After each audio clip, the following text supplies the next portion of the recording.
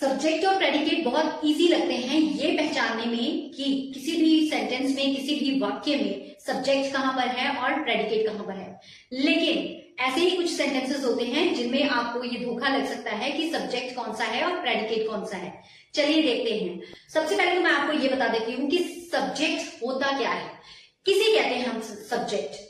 तो सब्जेक्ट, एक सेंटेंस में सब्जेक्ट उसे बोला जाता है जो उस वाक्य में, उस सेंटेंस में कुछ काम कर रहा है। ये फर्स्ट वाला सेंटेंस आप देखिए, the dog is barking. The dog is barking. Who is barking? कौन बार्क कर रहा है? बार्क मतलब होता है भौंकना। तो कौन भौंक रहा है?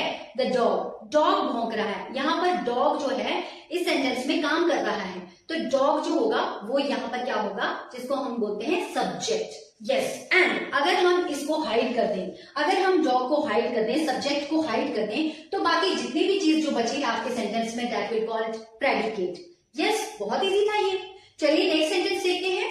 The next sentence is my elder brother. Okay, आपको एग्जामिनर ऐसे भी पूछ सकता है कि इसमें आपको सब्जेक्ट दिया गया है लेकिन प्रेडिकेट आप अपनी तरफ से कोई भी प्रेडिकेट लगा करके इसको एक मीनिंगफुल सेंटेंस बनाइए। तो जैसे कि हमारे पास ऑलरेडी यहाँ पर सब्जेक्ट है। सब्जेक्ट कौन है? माई एल्डर ब्रदर। माई एल्डर ब्रदर, मेरा बड़ा भाई। क्या क्या करता है मेरा बड़ा भाई? माई एल्डर ब्रदर हेल्प्स मी। वो मेरी सहायता करता है। तो हम यहाँ पर लिख सकते हैं हेल्प्स मी। तो माई एल्डर ब्रदर, कौन काम कर रहा है इस सेंटेंस में? माई ब्रदर, मेरा भाई काम कर रहा है।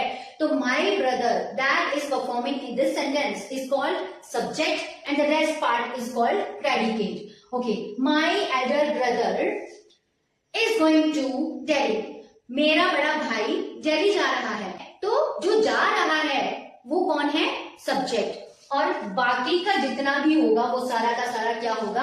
प्रेडिकेट। और भी हम यहाँ पर लिख सकते हैं माई elder brother gives me chocolate. Okay, तो जो वो काम कर रहा है वो बड़ा भाई है, इसीलिए माई एल्डर ब्रदर जो होगा वो होगा सब्जेक्ट। और बाकी का जितना भी है, सब्जेक्ट को छोड़ करके अदर पार्ट जितना भी होता है उसको हम कहते हैं प्रेडिकेट।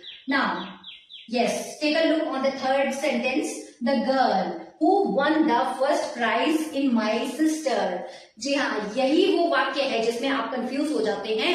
आपको लगता है the girl is subject and the other part is predicate. No, ऐसा बिल्कुल भी नहीं है।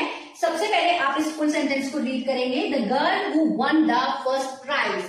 अब मैं किस गर्ल की बात कर रही हूँ? मैं उस गर्ल की बात कर रही हूँ जिसने फर्स्ट प्राइज जीता है। Okay, so the girl who won first prize. तो यहां तक हमारा ये सारा का सारा क्या होगा? सब्जेक्ट होगा, क्योंकि ये उसकी पहचान बताई जा रही है, गर्ल की पहचान बताई जा रही है कि वो कौन सी गर्ल है, वो कौन सी गर्ल है जो काम कर रही है। और वो गर्ल काम क्या कर रही है?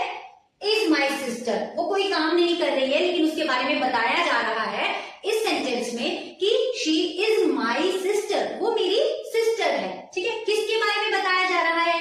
तो जिसके बारे में बात हो रही होती है वो होता है सब्जेक्ट। हमेशा वो काम ही नहीं करता है, उसके बारे में कुछ डिस्क्रिप्शन भी हो सकती है। नेक्स्ट सेंटेंस देखिए, here comes the teacher. Here comes the teacher. अब कई बच्चे क्या करते हैं? हियर कम्स को बना लेंगे सब्जेक्ट और बाकी जो बच गया वो प्रेडिकेट। नो, हियर कम्स, यहां आया। कौन आया? किसकी बात हो रही है? The teacher. टीचर की बात हो रही है। तो कौन आ रहा है? कौन काम कर रहा है? आने का काम कौन कर रहा है? The teacher.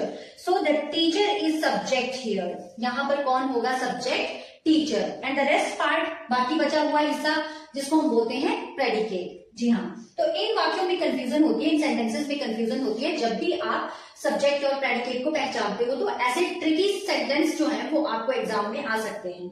नेक्स्ट है on the wall hung a beautiful painting. अब ये आपके लिए है, आप कमेंट में मुझे बताएंगे कि on the wall hung a beautiful painting.